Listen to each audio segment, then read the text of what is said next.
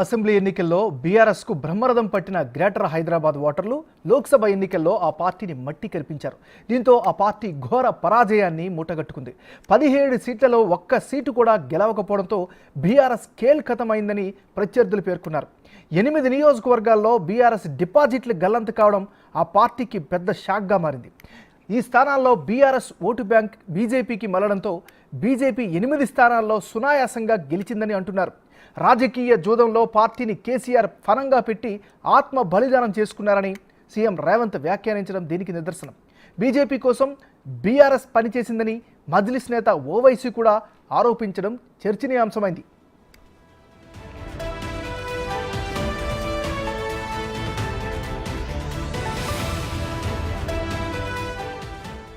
కేవలం 3 నియోజకవర్గాలు ఖమ్మం, మహబూబాబాద్, హైదరాబాద్లోనే బీఆర్ఎస్ 2వ స్థానంలో ఉండగా మిగిలిన అన్ని చోట్ల 3వ స్థానానికి పరిమితమైంది.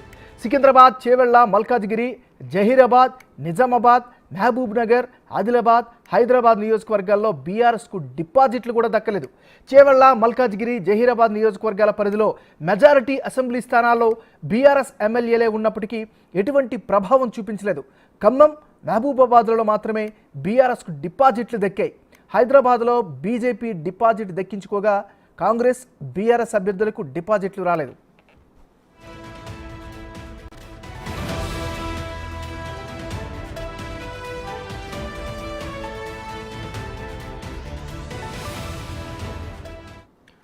బీఆర్ఎస్ ఓట్లను బీజేపీకి బదిలీ చేయించడం వల్లనే 8 స్థానాల్లో కమలం గెలిచిందని సీఎం రేవంత్ రెడ్డి విమర్శించారు. తన అవసరాల కోసం పార్టీని బలి చేస్తున్నారని, ఈ విషయం బీఆర్ఎస్ లీడర్లు, కేడర్లు గుర్తించాలని సూచించారు.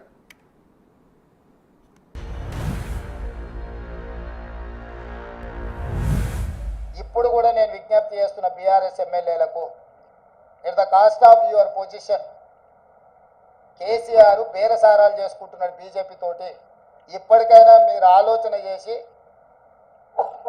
అదేమో అంటారు కదా, ఆత్మ ప్రబోధానుసారము మీరు నిర్ణయాలు తీసుకోండి. ఆయన ఆత్మహత్య చేసుకోవడం ద్వారా ఆయన కిడ్నీలు, ఆయన కళ్ళు ఇవన్నీ మోడీకి బదిలీ చేసిండు. ఆ బెనిఫిట్ ఏందో బెయిలా లేకపోతే ఇంకేదన్నా అక్రమ సంపాదన అనేది మీరు విశ్లేషించాలి. మీరు ఎందుకు అన్నీ నేనే చెప్తే మీరెందుకో.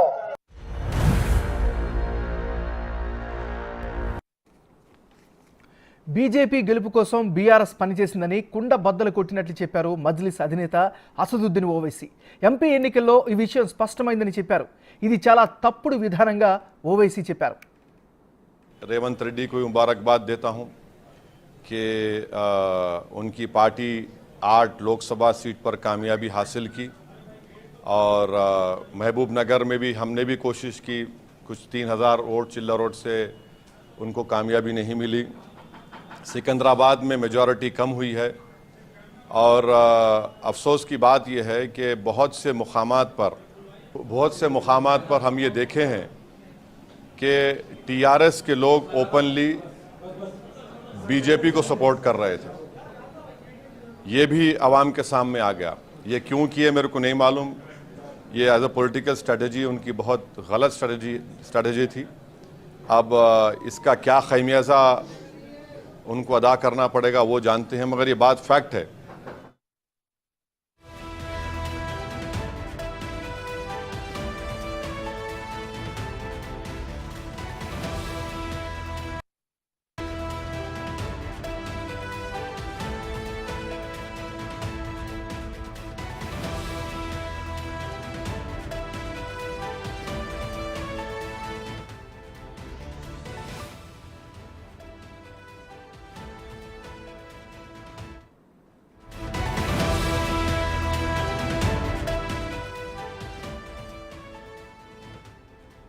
తెలంగాణ అసెంబ్లీ ఎన్నికల్లో బీఆర్ఎస్కు బ్రహ్మరథం పట్టిన గ్రేటర్ హైదరాబాద్ ఓటర్లు లోక్సభ ఎన్నికల్లో ఆ పార్టీని మట్టి కల్పించారు.